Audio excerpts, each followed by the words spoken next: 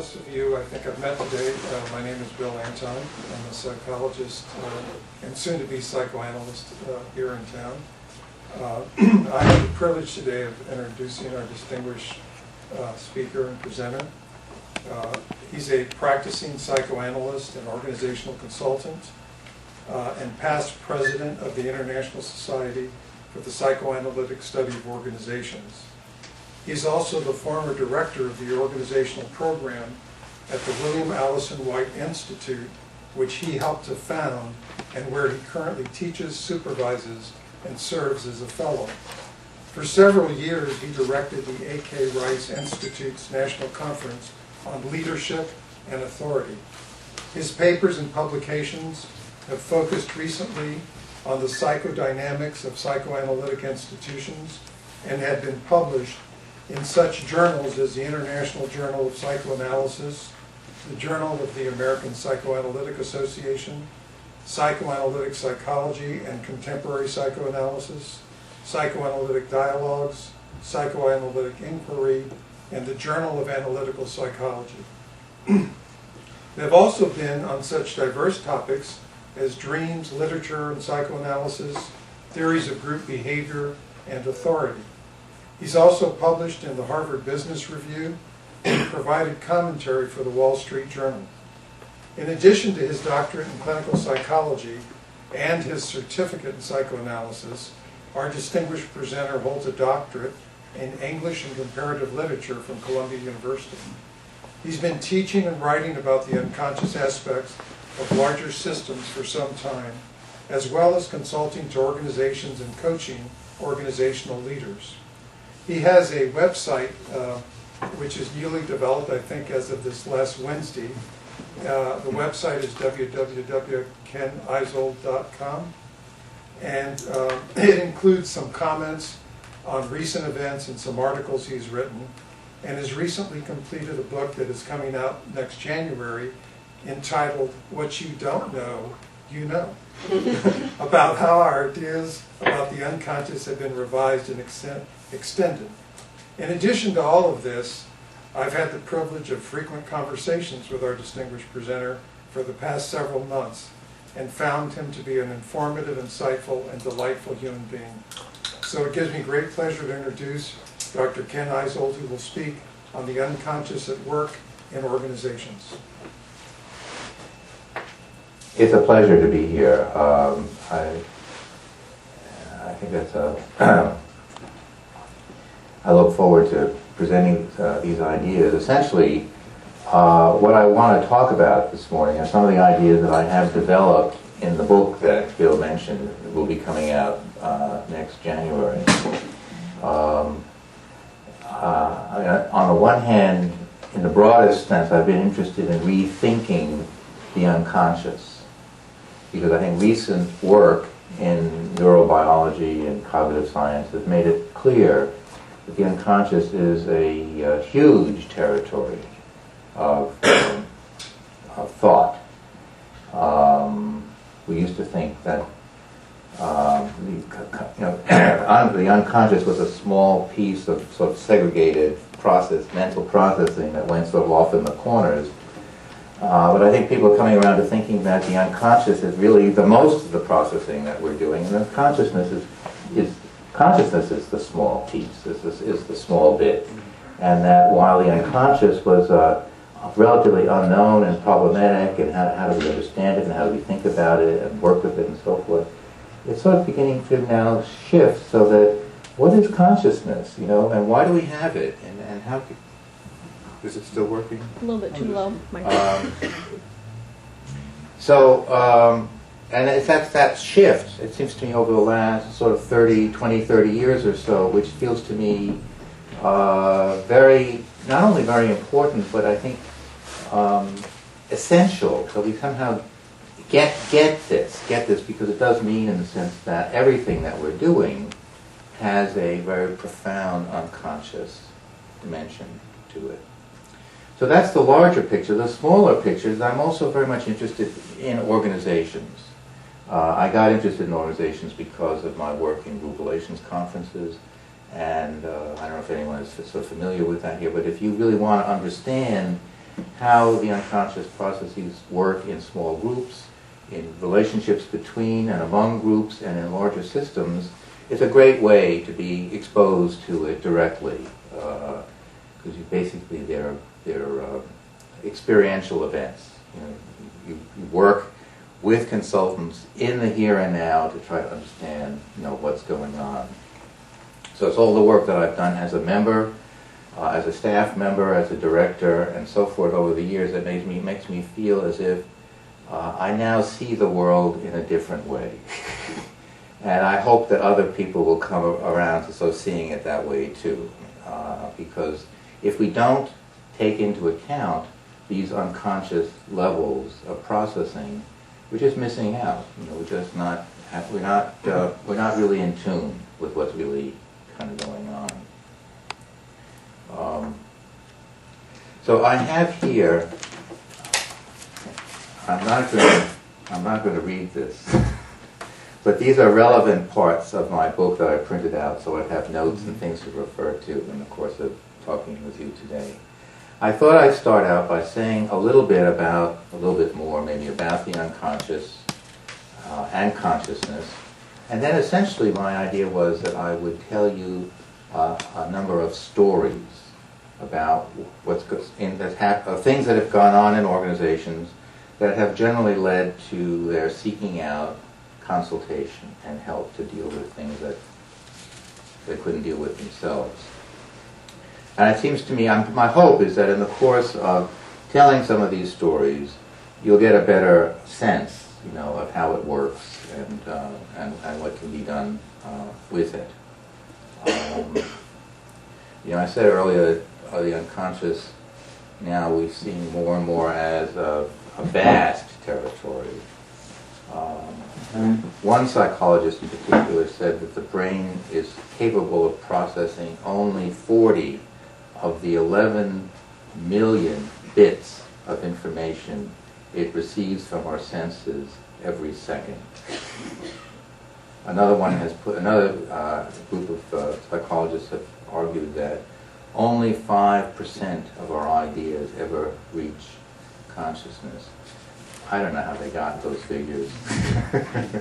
They have their experimental techniques and so on and so forth. But I think it's a sign in the sense of the work that's being done that's helping to kind of enlarge our understanding of all of what's going on outside of awareness.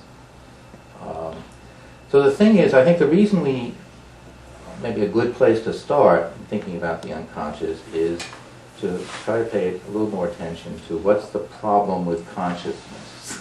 Why is it that consciousness isn't good enough in terms of our day-to-day interactions with each other?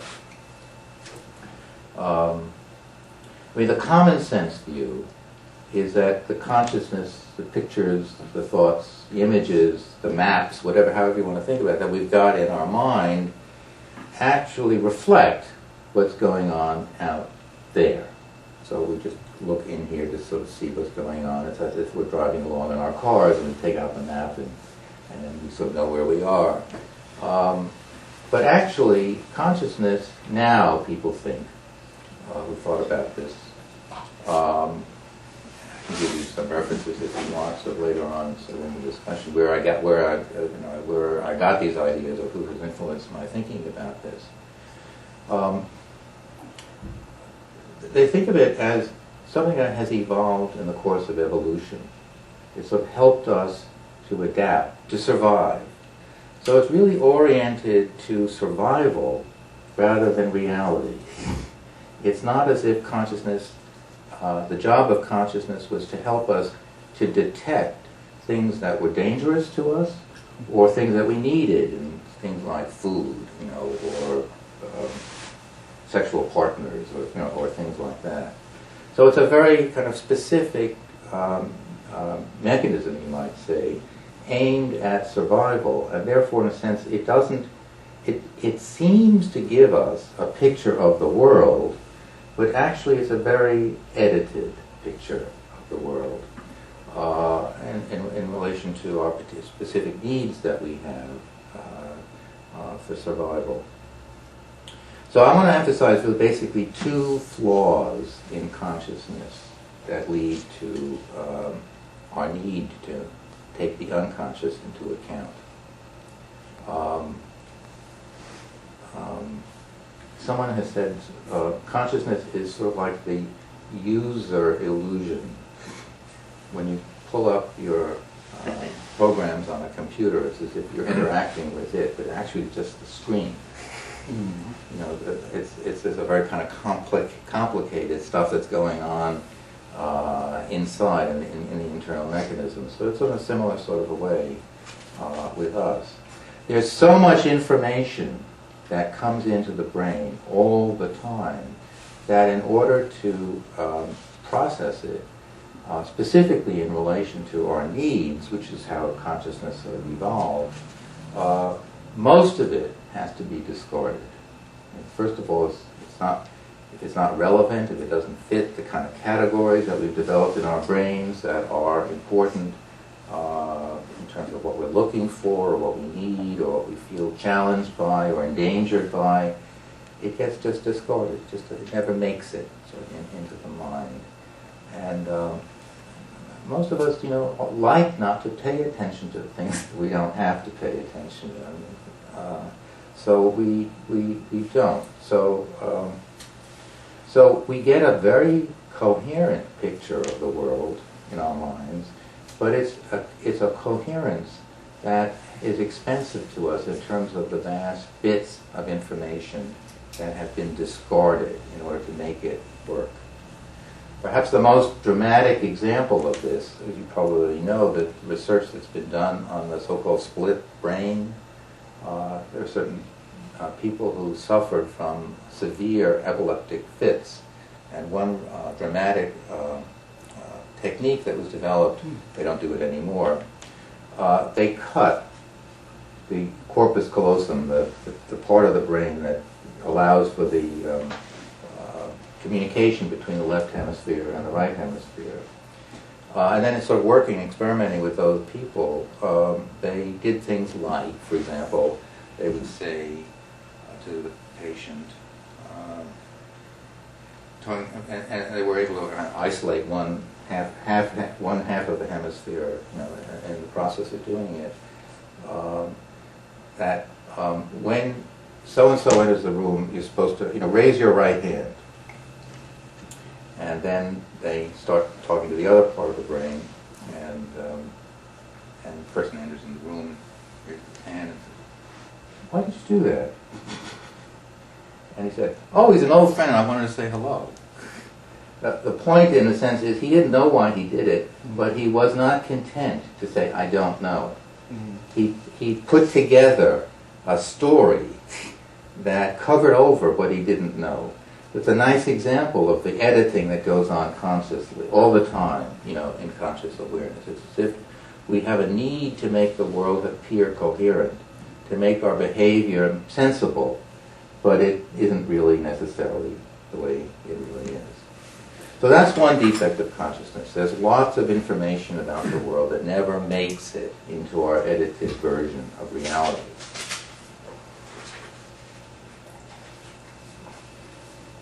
The second problem with consciousness is it fosters the belief that we're in charge of our own behavior, that we are the agents who decide that we're going to do something and then we do it. Actually, it wouldn't have been very helpful to us in the course of evolution if everything we did to survive had to be thought out and decided. So the brains really work to actually implement reactions and behaviors bypassing consciousness. Research into brain activity makes it pretty clear that you may think that you've decided to get up and leave the room because it's sort of warm. But people who are studying the brain start to notice that you've already sent signals to your body to start moving your muscles to get up and leave before you have any knowledge that that's what you're going to do. So it's not seconds. It's split seconds. Between the activity, but enough of a difference to make it absolutely certain that our reactions are mostly pre-planned and automatic. Of course, anyone asks, well, why did you do that? Well, I wanted to go to the bathroom, or I wanted to get a glass of water, or something like that. But you were on the way to do that, and you knew you needed to do that, and you were planning to do that before you ever became aware of it. Actually, I think these are quite disturbing facts, because it really, if Freud is credited with having been sort of like Copernicus, sort of decentered us from our world and made us sort of feel as if we're not really aware, we're not in control of our behavior. He was thinking about only in respect to particular areas of behavior that had to do with our instinctual needs. But now we're learning that it's true about everything. It's not just about our sexual appetites or our fears of being endangered or annihilated by others. It's true of everything. We don't really know the world that we're seeing. We have a version of it, and we don't know what actually motivates us to act.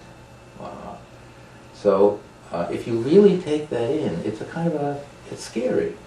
And I don't think lots of people want to do it. At the same time, more and more it's clear we have to take it into account, because that is the way it is. You might ask, and this of course does lead to a very interesting question, why do we have consciousness? If we don't use it to act, and it doesn't give us a reliable picture of the world, well, what function does it have?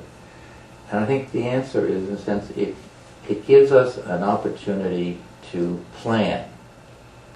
Because consciousness then gives us a sense of the world that we're living in, so that when we're acting with each other, we can make decisions about what we're going to work together to do. It also gives us the opportunity to inhibit our behavior. In other words, we have an automatic response. If we're aware that we have that automatic response, we can stop it and say, I want to think about what I'm going to do this time. I don't want to do that again. Those of us who are psychotherapists understand that this is what goes on with patients all the time. And one of the benefits of working with them is to help them to become aware of the program, so to speak, that are all set to get activated in them, so that they can stop it and really think about doing it another way. So that's basically what I have to say about why we have to pay attention to the unconscious. Now I want to shift. Well, let me ask you, are there any questions or any sort of thoughts you have before I go on specifically to talk about organizations and some of the organizational stories I have to tell? Or is everything kind of clear enough at this stage? Just a real quickie. An image passed by as you were talking about the consciousness thing, as consciousness as a form of entertainment in a way. Well, like watching television.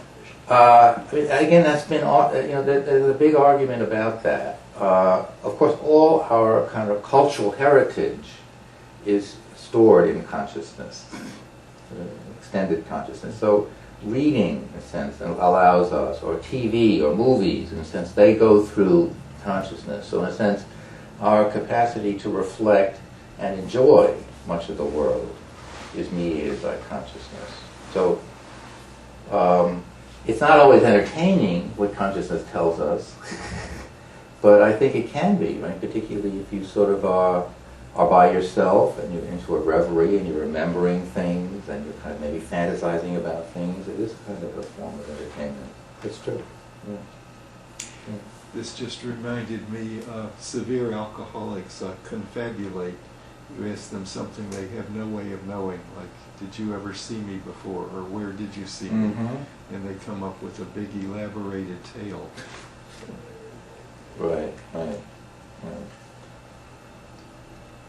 So I'm glad to hear what these comments, because it makes me become aware that we're connecting, we're on the same page, and the communication is Another real quickie, just for my Oh, sure. clarification. Are you suggesting that there may be a need to lie?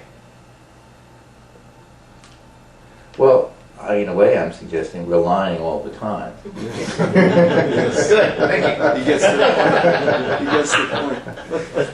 We're not intentionally. It's just that we're lying because we have our favored view, our preferred, our privileged view of the world, and that's what we're implementing, all the time, and acting in accordance with. It's very relevant for psychotherapy, where it can be easy to assume that the patient is consciously lying when they are saying things that are so patently untrue, and it's easy to overestimate their awareness of that. And I think of parents who are so furious with their children, who come up with reasons and excuses for their behavior. And I think much of the time, parents assuming that they're lying consciously is often a mistake, where kids are actually constructing a kind of picture of what happened that is making sense to them, and they don't know that they're... Right. They're inadvertently revealing their version of reality. Yeah. I have two questions that dawn on me. They're a little different here. One is, if we are hardwired to have a certain consciousness that we start functioning with from birth, at what point does that develop into political thought, and when you start making some of those decisions? When do people start making those differentiations of what is the right way to be in the world? I think from the beginning. Because I think the danger for us, the dangers that we face, are not only the dangers from animals and starvation and weather and things like that. It's from other people. So from the very beginning, we're trying to sort of psych out the world. What's expected of us? How do I have to behave in order not to get spanked or disapproved of, or to lose my friends or to make friends? So I think from the very beginning we're political in that sense. I mean, I don't know, maybe not at the age of 2 months, but as soon as we become aware of other people, it's part of what we're needing to adapt to. I just want to mention Drew Weston's work, The Political Brain, where he really speaks to this idea of the implicit assumptions and the implicit networks that we all have, that we all know the story. He uses a very good example of when Corker was running for the Senate in Tennessee, and how he maybe had, I think we all remember the ad that Harold Ford was not one of us, he wasn't a real Tennessean. And so what does that mean for a person whose roots go that far back? Right. And so the implicit... Danger signal. That's right. Exactly. He's always saying to make those implicit assumptions explicit, and in that way people don't want to act in those crude ways. Right. And so I think that just goes to your question. No, I'm particularly appreciative of Drew's work, because not only has he really thought about these issues for a long time, and really tried to update, so to speak, some of the old-fashioned psychoanalytic concepts, of the unconscious. But he has moved into politics, and I think he's really trying to help us understand how these assumptions are working all the time, and how they can be manipulated, and how they, it's not how they can be manipulated, it's how they are being manipulated, often intuitively, by people who are not thinking that I'm manipulating it. They know that they can have an impact on people's behavior by raising those red flags and forcing people to respond to their fears and so forth. I'm going to ask him, because you haven't spoken yet. Well, I'm a little bit puzzled. What's the relationship of our personal need to have a narrative that explains world order as we want to see it from fantasy? Is that just a subset of fantasy? No. I mean, I do think that fantasy, in a sense, it tends to be a kind of a private area where we go to, where we sort of live out the things that we don't particularly want to share and talk about and communicate with other people. And that's not the whole thing by any means, but I think we do have the capacity, just as we have the capacity to dream and daydream, we have the capacity to fantasize, but it tends to be something that we keep to ourselves. That's how I put it. But I tell you what, I very much appreciate your questions, and it tells me that you're with me, so I'm glad. But I'm going to stop that now. So, because I want to start telling you more stuff about, organizations and shift the conversation into those sorts of applications.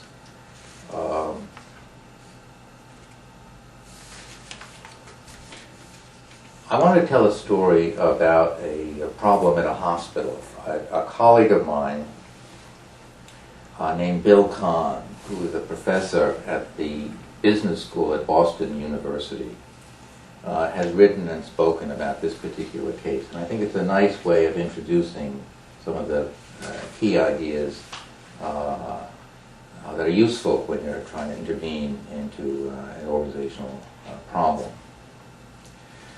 This is a hospital that was facing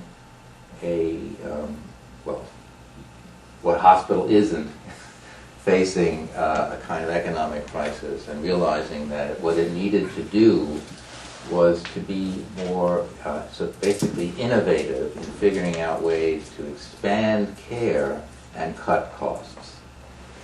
So in order to do that, they realized they had to have a more kind of cooperative climate among the people who work for the hospital, not only the doctors, but the nurses, the technicians, and so forth, because they wanted to rely on the knowledge they had about what could be done, how could the services be streamlined and expanded and improved. And the problem in this particular hospital is that there was, in fact, on the other hand, a climate of sort of fear and control. That there has the hospital was basically under the management of a nurse manager, who was very sort of tyrannical, controlling, hypervigilant, judgmental, and she had favorites that she favored, and she had people that she disliked and feared and blamed. So, what you recognize it? Just don't mention the name. I mean, this is not an atypical situation. I mean, there's somebody there, in a sense, who has a kind of an authoritarian approach to management. And it became clear to Bill in the course of the consultation that essentially, while they were asking him to help them think about how they could develop a more kind of cooperative, collaborative, creative culture, really what they wanted him to do was to tell them that she was the problem and she had to go. I mean, that's often, if you're a consultant, you're brought in, management has an agenda. What they're hoping you're going to do something, and in fact, they make sure you actually end up doing it. That's your job is to do something for them, to compile the evidence and the argument for doing what they have some difficulty sort of doing themselves. One of the advantages of being aware of the unconscious is that you don't fall for that so readily. You become more aware, in fact, that this is in fact that's the brief that you've been sort of handed. So Kahn did a lot of interviewing people and sort of talking about what was going on. And what emerged to him was the following story. 5 years before, there had been what they called a surgical accident. A surgeon, in the course of an operation, did something, made a mistake, and it resulted in the almost or the near death of the person being operated on. And at that time, the hospital thought that the most important problem it faced, the danger that it was threatened by, was this kind of mistake. That might damage the reputation of the hospital, it would lead to increased insurance costs, and so on and so forth. So in order to forestall future mistakes, they recruited this nurse manager to kind of come in and take charge. So she was very strong. She instituted new procedures, and she stayed on top of things. But in order to kind of impose these new regulations that were designed to prevent mistakes from happening, to make sure that people did followed the protocols as they were supposed to do, basically she created this atmosphere of intimidation. So people became mistrustful, resentful. I mean, they followed the rules to some degree. Maybe, in fact, the original risk of making mistakes was somewhat reduced because of the procedures that she implemented and the fear that she instilled in the workers in the hospital, but at the cost of creating a kind of a pleasant working environment. And now, more and more it became clear that in the 5 years, the danger that the hospital faced was not the danger of mistakes anymore. It was now the danger of not being more competitive with other hospitals. So in order to solve that particular problem, they had to develop this new culture, this new climate of cooperation and communication. And this is where the nurse manager got in the way, because that was not her strong point. She was very good about blaming people. She was very good at getting people to be kind of scared of what would happen if they didn't do the right thing and so forth. But she wasn't very good at getting people to work together. So this is a nice example of where someone's personality sort of fit very well with an agenda and a role in a hospital. Basically, one way or another, let's put it this way, her way of working had to go, because that was going to prevent creating this new atmosphere that was essential for the hospital's vision of how it was going to survive now.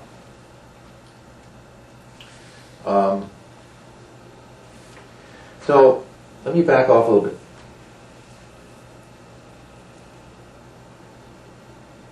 I think this case makes very clear that in this hospital, but it's also true, I think, in every organization, there are always two things that are going on. One is the organization has work to do. It has tasks to perform. In this particular case, treating patients, including performing operations and so on and so forth. And it's very important that it be successful at this in terms of sending them out as much as possible, cured or healed or whatever. But the other thing that's going on that people usually don't pay attention to is that the hospital has, well, like any organization, has lots of anxieties that are stirred up in the course of work. And that these anxieties, again, the way the unconscious does, influences people's behavior in ways that are usually out of awareness. So you could say the nurse manager was, on the one hand, there to kind of make sure that the hospital operated efficiently and effectively, avoided mistakes, but she was also there to make people feel, at least in the beginning, somebody's in charge.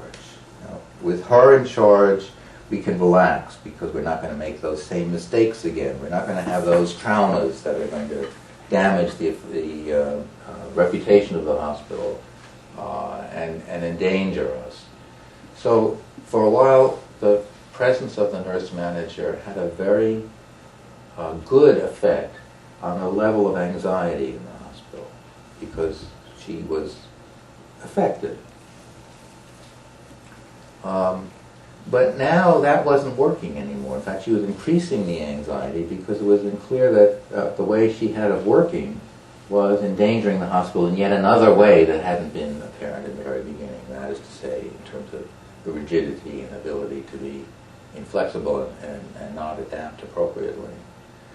So as the social climate or social situation changed and the hospital had to adapt in a new way to the new environment, the old way of dealing with anxiety flipped around and became a source of anxiety in and of itself. So really, rather than calming things down. So what Bill Connor was like trying to tell them, in a sense, okay, get rid of the nurse manager, but in order to kind of develop a new culture, a new climate, you have to think about how are you really going to provide defenses against anxiety? How are you going to help this sort of system deal with the dangers it faces?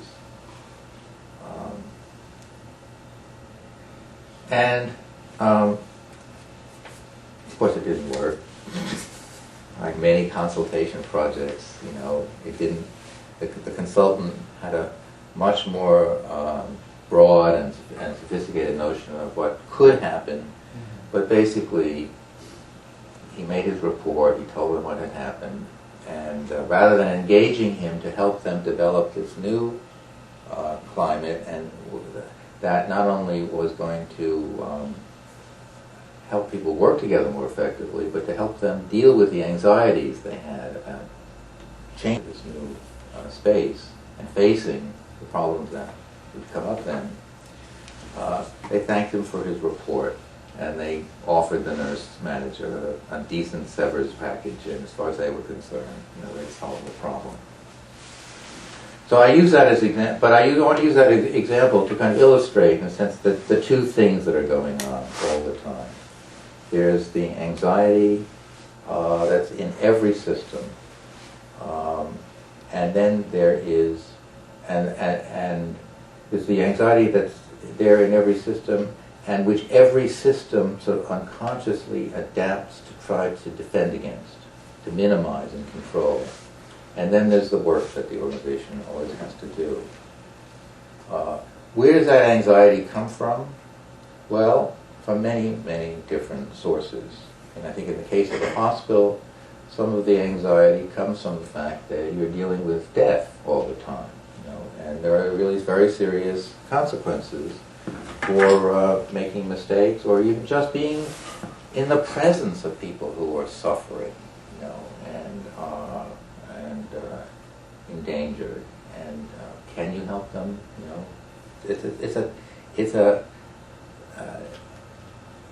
An advertising agency doesn't have that kind of anxiety, but in a hospital you do have that kind of anxiety.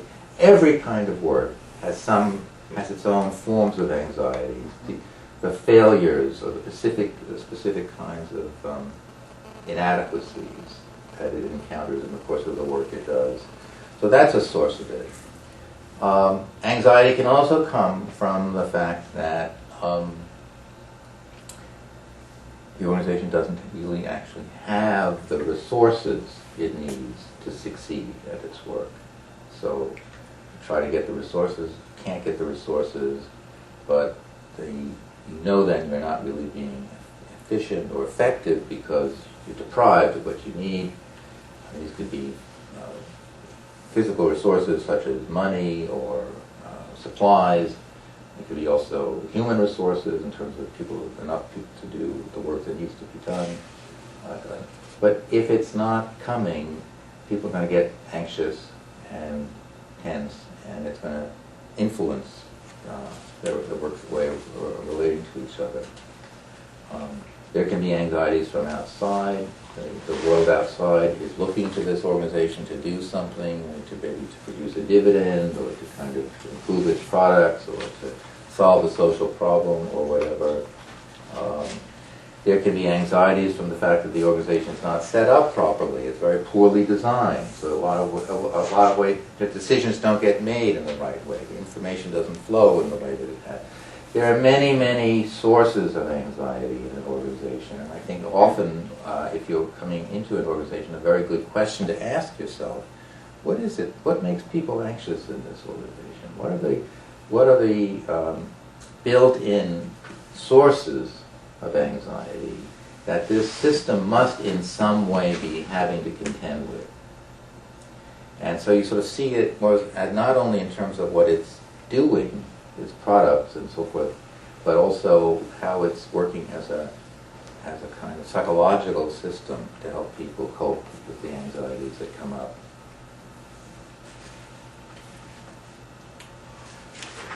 Okay, that's the hospital. Any questions or comments about that? Yeah, I've got a comment. I think it applies to virtually any type of organization because there's different levels of anxieties and structure. And there's a lot of research, as I had mentioned to you before this presentation, about organizational life cycle analysis and how needs change depending on where the organization is in its own life cycle. And that tends to change over time, as opposed to a behavior pattern that doesn't tend to change. You get your core behaviors, and you know it's consistent from year to year and over the person's life.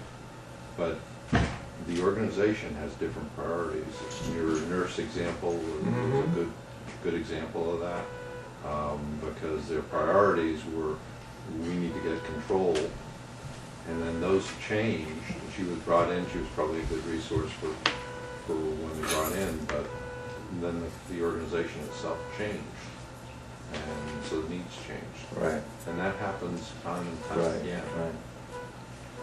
Right. I think that's often insufficiently appreciated. Although I think in this climate, businesses know they need to be more adaptive. You know, they have to be re-examining themselves more. They may even know it, but that doesn't mean that they're very good at doing it. But the interesting thing when you point to anxiety is that they don't know how to deal with it. So their reaction often is, we don't deal with it, or we'll try to, you mentioned resources. Resources are tight for a lot of businesses. Right. So they'll try and do things themselves when they really need somebody objectively to come in and assess and counsel. Right. Whether it be from a psychotherapy perspective or psychoanalysis perspective or from a pure business perspective. Yeah. I was struck by sort of the infantile fantasy that if we kill the wicked witch, all of our problems will be solved, and I couldn't help but think about, the Wizard of Oz.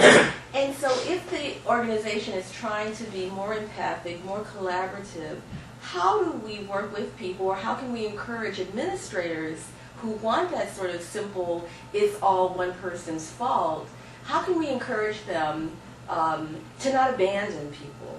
Because if you're trying on the one hand to create an environment in which it's collaborative and safe and so that you can be more productive as a unit, how do you get them to understand that abandoning people in that way isn't the answer, and that you bring people along as you change? I think it's a wonderful, wonderful question, and I'm not even going to begin to try to answer it. Because it's such a big question that there's no simple answer to it. But I think recognizing the problem is a big part of it, because scapegoating individuals is such a temptation, and it happens all the time. She's the problem. He's the problem. Let's get rid of him. That's typically the way organizations function. It's only when they keep. Well, even when they bring in another person to the same job, only to fire that person, in 6 months, and keep, doing it, it's only then that they might begin to see that it's not about the person.